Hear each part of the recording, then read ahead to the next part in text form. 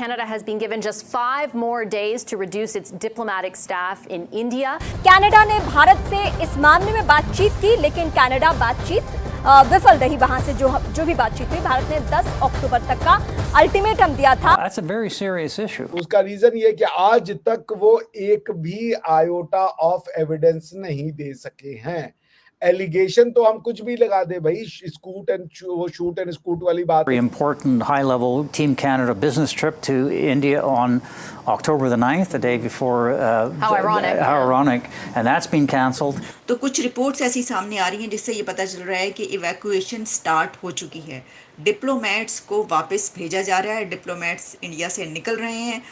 Indian Prime Minister Narendra Modi really upset. So they मतलब जिसे कह लीजिए कि he has been caught on wrong foot, और अब वो माफी मांगना चाहते हैं कि प्लीज इसको जो है खत्म करो प्राइवेट में। कल मैं गई हूँ वहाँ वाघा बॉर्डर पे, भारत की साइड पे सीट्स भरी हुई थी, बेतहाशा लोग थे, हमारी तरफ बहुत कम लोग थे।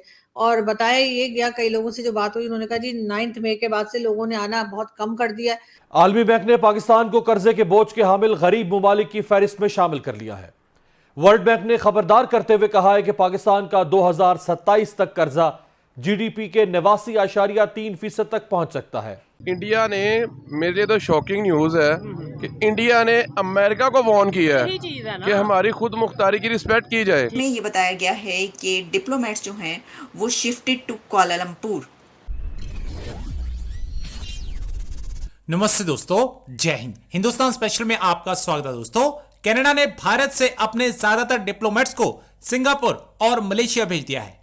कनाडा के ब्रॉडकास्ट मीडिया सीटीवी न्यूज ने इसकी पुष्टि की है। रिपोर्ट में बताया गया है कि कनाडा ने उतने ही डिप्लोमेट्स को ट्रांसफर किया है जितने दोनों देशों में संख्या बराबर करने के लिए जरूरी हैं। दरअसल भारत के विदेश मंत्रालय के प्रवक्ता अरिंदम बागची ने गुरुवार को एक प्रेस कॉन्फ्रेंस में बताया था कि कनाडा से उनके डिप्लोमेट्स हटाने के लिए कहा गया है ताकि दोनों देशों में बराबर राजनयिक हों। भारत में मौजूद कनाडा के एक्स्ट्रा डिप्लोमेट्स हमारे आंतरिक मामलों में दखल देते हैं। बागची ने कहा था, फिलहाल भारत का फोकस कनाडा में अपने डिप्लोमेट्स के काम करने के लिए सही माहौल पैदा करना है। हम चाहते हैं कि दोनों देशों के पास कूटनीति के स्तर पर बराबर क्षमता हो, इसलिए हमने डिप्लोमेट्स की संख्या कम करने को कहा था।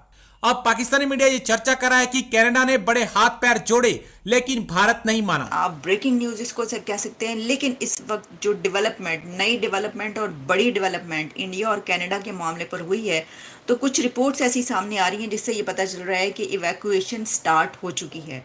डिप्लोमेट्स को वापस भेजा जा रहा है, डिप्लोमेट्स इंडिया से निकल रहे हैं, और वो कहाँ कौन से कंट्री में पहुंच रहे हैं और पहुंचे हैं ये भी हमें पता चला है। क्योंकि आप जानते हैं कि ये मामला कई दिन से चल रहा है, अब तो महीनों गुजर गए यानी, तो उसके ऊपर इंडिया की तरफ से कहा गया था कि कनाडा जो है वो अपने डिप्लोमेट्स वापस मंगवाए। पैरिटी की बात की जा रही थी। हमने आपको पहले भी बताया था कि कनाडा के काफ़ी डिप्लोमेट्स जो हैं बड़ी तादाद में इंडिया में मौजूद हैं। इंडिया के उतनी बड़ी तादाद में कनाडा में नहीं है, लेकिन जब ये इंडिया की तरफ से एक तरीके से उनको एक टाइम लिमिट दी गई और उनको ये कहा गया कि बस ठीक है, काफ़ी है, बहुत हो गया, और अब आप अपने इतने डिप्लोमेट्स जो हैं वापस बुला लीजिए। 41 के करीब डिप्लोमेट्स जो हैं वो कहे जा रहे हैं।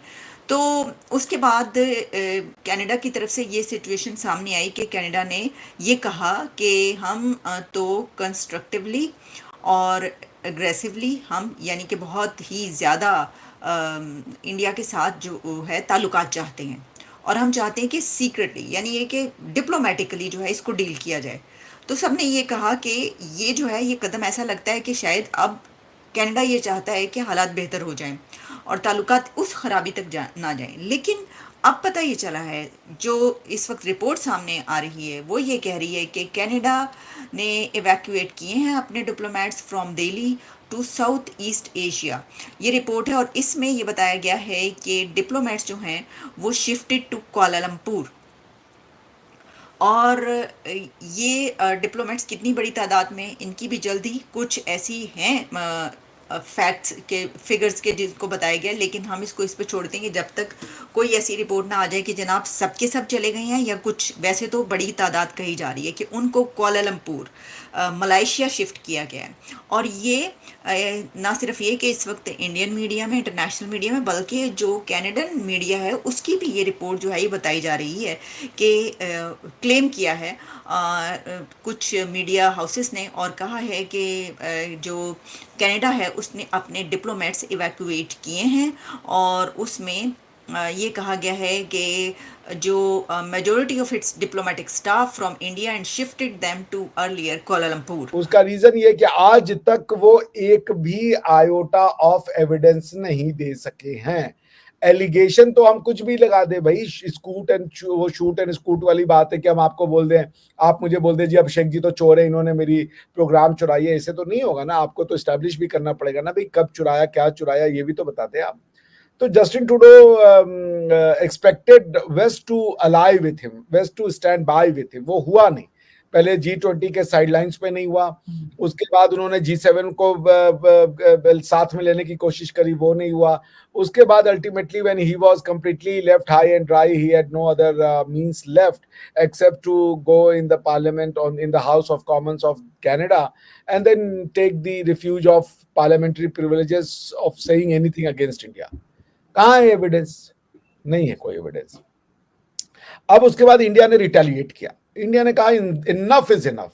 और थोड़ी सी कैलकुलेशन ये भी इंडिया की सही बैठी होगी कि देखिए अभी वेस्ट जो है उसके सारे के सारी गोटियां फंसी हुई हैं गलत जगह पे।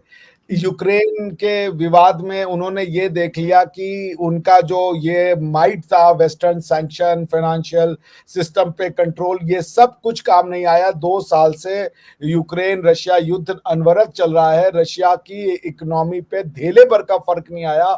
ऑन द कॉन्ट्ररी यूरोप की इकोनॉमी डूब गई, बिकॉज की जो वो यूरोपियन जो रशियन गैस था, रशियन ऑयल था, जिसके बदौलत वो काम करते थे, वो जब बंद हो गई वो सप्लाई, उनको जब ऑल्टरनेटिव मींस ऑफ एनर्जी ढूंढना पड़ा तो उनकी हालत खराब हो गई। उनके यहाँ इन्फ्लेशन बढ़ गया, उनके यहाँ इकोनॉमी जो है, चाहे जो जर्मन इकोनॉमी थी वो लास्ट क्वार्टर में निगेटिव ग्रोथ में गई थी, डिप्रेशन जिसको आप कह सकती हैं। तो ये सब उन्होंने फेस किया। तो अब वो अफोर्ड नहीं कर सकते कि अगर ये चाइना और रशिया का नेक्सस हो जाए और कहीं Indo Pacific trade route block हो जाए, तो वेस्ट जो है वो एक हाईली इंडस्ट्रियलाइज सोसाइटी है। वेस्ट दुनिया को सामान बेचता है, हाई इनपुट्स, दुनिया को चीप प्रोडक्ट्स जो है वो चाइना बेचता है, लेकिन हाई एंड गुड्स जो है, बढ़िया कारें हो गई, बढ़िया इंजन हो गए, बढ़िया मशीनरी हो गई, कैपिटल गुड्स हो गए, ये आज भी दुनिया को वेस्ट बेचता है। वेस्ट ये अफोर्ड नहीं कर सकता कि ये रूट बंद हो जाए, इसलिए वो चाइना और रशिया का गठजोड़ नहीं बर्दाश्त कर सकते, झेल नहीं सकते। और ये गठजोड़ में अगर इंडिया शामिल हो जाए उस तरीके से जैसे वो फैथम करते हैं, लाइक एन अलाई, तो फिर that will be the death nail of the West. तो वो इंडिया को एंटेगोनाइज नहीं कर सकते, और इसी बात का फायदा जो है, या इस बात की अंडरस्टैंडिंग इंडिया के लोगों को है